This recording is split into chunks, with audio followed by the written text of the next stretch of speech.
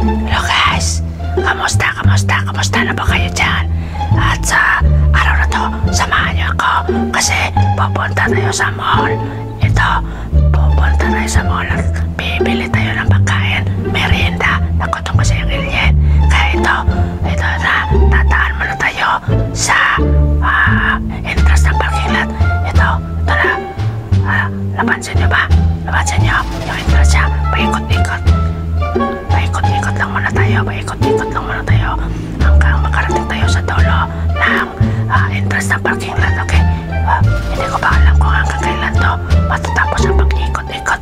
Sana ay hindi tayo nag-loading dyan sa mga screen natin. Okay pa ba yung mga screen natin? Ay, ko naman. Ikot na tayo, nahihilo na ako. Ay, salamat. Nakita ko na ang liwanag. Ito na guys, nandito tayo sa parking lot. Pero bago ang lahat, maghahanap na tayo ng pwesto o yung kasya sa nasakyan nating spaceship, okay? Sige, ito na. Maghahanap na tayo ha. Susundan natin itong itim na pick up. Tingnan natin kung kailan siya ito. At magmasid na tayo. Okay. Doon siya sa right. So, susundan pa rin natin. Teka lang. Tama ba ito? Tama bang puntahan niya? Susundan ko ba? Ano sa tingin niyo guys? Sige na nga. Pupuntahan natin. Teka. Parang atras ata. Ay, nako.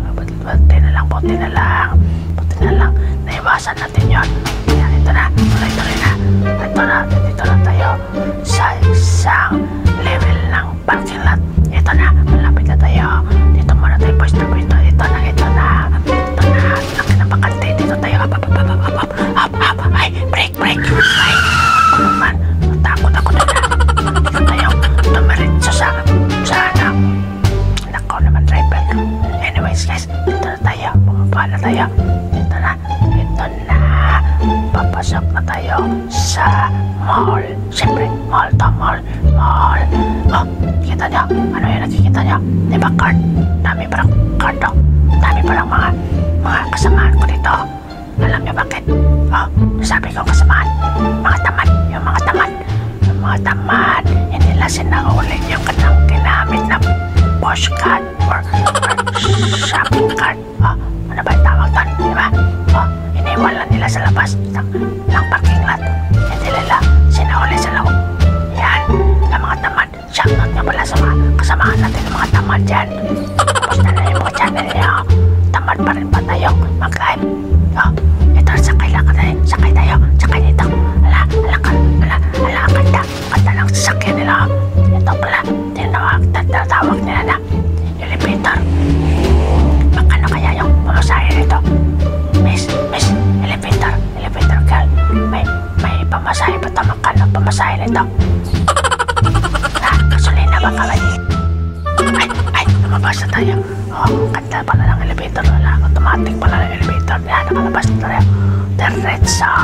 Ayan, nalinis ng sahig nila. Naharang tayo. Ay, tumanak. Naharang tayo na siya. Tumanak yung toko. Nagising ko. Kaya tumanak yung kanyang detector. Ayan na guys, dito na tayo sa grocery guys. Oh, customer service. Ay, lawak talaga ng area nito. Ayaw sinasabi doon. Hindi ko na nabasa. Hindi ko na. Ang bilis kasi. Dito tayo. Ano ba? May popcorn. Parang popcorn na to. Siguro yan. Tayuan. Yung kapag tayuan, mabilisan. Diba? Alam niyo yan. Nakarelate pa kayo sa tayuan na mabilisan. Alam ko ano yung inisip niyo. Hindi yun ha. Mali yung inisip niyo. Tayuan na mabilisan. Diba? Iba yan. Pagkain. Okay. Ayan dami pala. Pati dito mayroon ng card. Ito pala ang grocery nila. Ang ganda ng grocery nila. Daming cashier. Wow, ang ganda ng uniform nila. Ay, pati bagan nila. Ang ganda ng uniform. Ano yan? Ayan. Yan pala bibili natin. Tingnan natin.